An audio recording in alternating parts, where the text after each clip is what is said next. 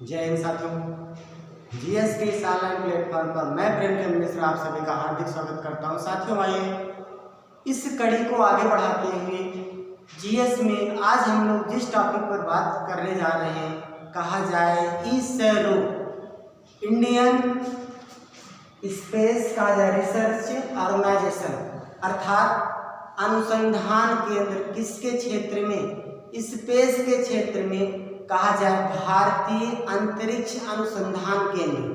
इस टॉपिक पर हम लोग बात करने चल रहे हैं जो हमारे लिए बहुत ही महत्वपूर्ण टॉपिक है। तो साथियों आइए इस टॉपिक पर हम लोग देखते हैं कि वो कौन कौन से पॉइंट ऑफ व्यू हैं जो हमारी परीक्षा की दृष्टि से बहुत महत्वपूर्ण है। तो सबसे पहले साथियों हम लोग जानने की कोशिश करेंगे इसका फुल फॉर्म क्या है। इंडियन कहा जाए इंडियन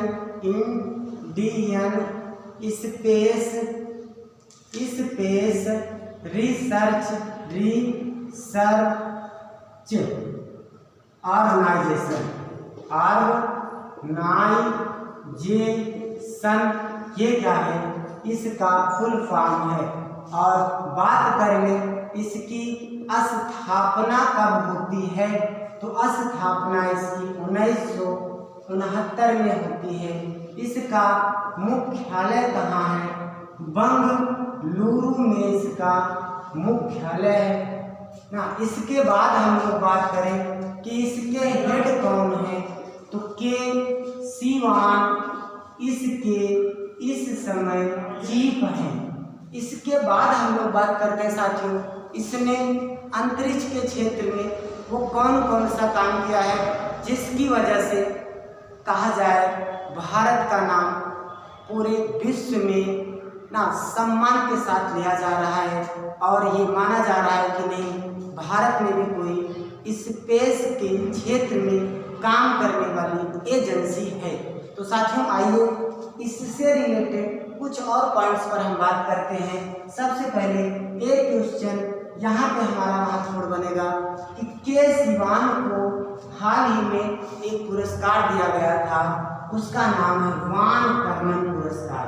वान कर्मन पुरस्कार किसे प्रदान किया गया था, तो के सिवान को प्रदान किया गया था साथियों।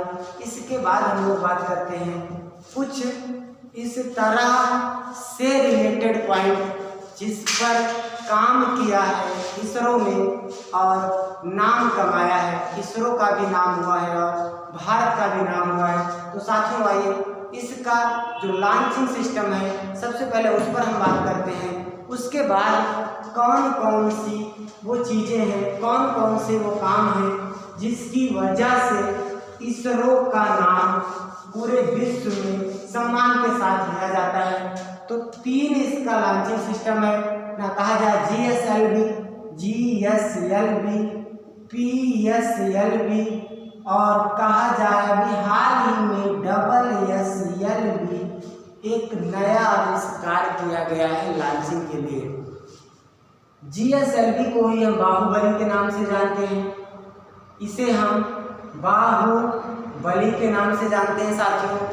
भारी चीज़ों को ले जाने के लिए हम किसका इस्तेमाल करते हैं, तो वो हमारा GSLV है। उससे अगर हल्की चीज़ें ले जानी है तो PSLV का इस्तेमाल करते हैं और अगर उससे भी हल्की चीज़ें बहुत नॉर्मल चीज़ें अगर ले जानी होंगी तो अभी हाल ही में SSLV का आविष्कार किया गया है। अभी फिलहाल इससे कोई चीज़ लॉन्च किया नहीं गया लेकिन तैयारी है कि 2021 लास्ट तक इसका प्रयोग कर लिया जाएगा, पूरी तरह से तैयार हो चुका है। इसके बाद हम फुल फॉर्म जानने की कोशिश करेंगे। तो GSLV का geographical satellite launch vehicle,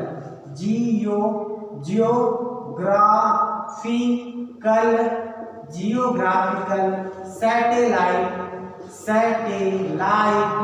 launch vehicle. इसके बाद हम बात करें PSLV का पोलर सैटेलाइट लॉन्च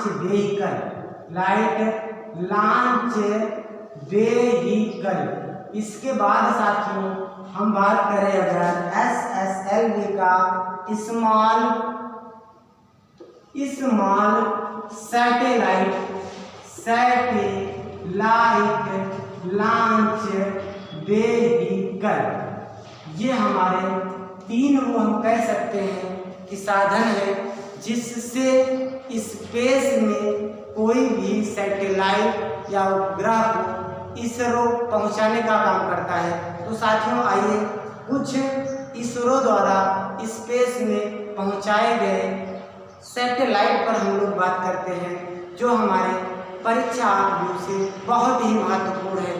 साथियों आइए सबसे पहले हम लोग जानते हैं कि वो कौन कौन से सैटेलाइट हैं जो हमारी परीक्षा की दृष्टि से महत्वपूर्ण है। तो सबसे पहले हम लोग बात करेंगे PSLV C11, कहा जाए PSLV C11, इस पर कहा जाए इससे क्या भेजा गया था C11 PSLV Chandrayaan first. Chandrayaan जो फर्स्ट है हमारा वो किससे गया है? PSLV C11 से गया है। कहा जाए PSLV C25 से हमने क्या भेजा है? अपना मंगलयान भेजा है। कौन सा यान? मंगलयान भेजा है। PSLV C37 से कहा जाए साथियों क्या भेजा गया है? ब्राजील का कहा जाए 104 सैटेलाइट। कितना साथियों? 104 सैटेलाइट भेजकर हमने विश्व कीर्तिमान बनाया था एक साथ इतना ज़्यादा सैटेलाइट लॉन्च करने का। लेकिन हाल ही में स्पेसएक्स के फाउंडर कहा जाए के द्वारा फाल्कन 9 से 143 सैटेलाइट भेजकर हमारा ये रिकॉर्ड तोड़ दिया गया है। इसके बाद हम बात करें साथियों PSLV C51 से, तो ब्राज़ील का अमेजोनिया मिशन कहा जाए अमेजोनिया मिशन किसका है? ब्राज़ील का है। और भारत का इसी के साथ में सिंधु नेत्र उपग्रह किससे भेजा गया है? तो C51 से।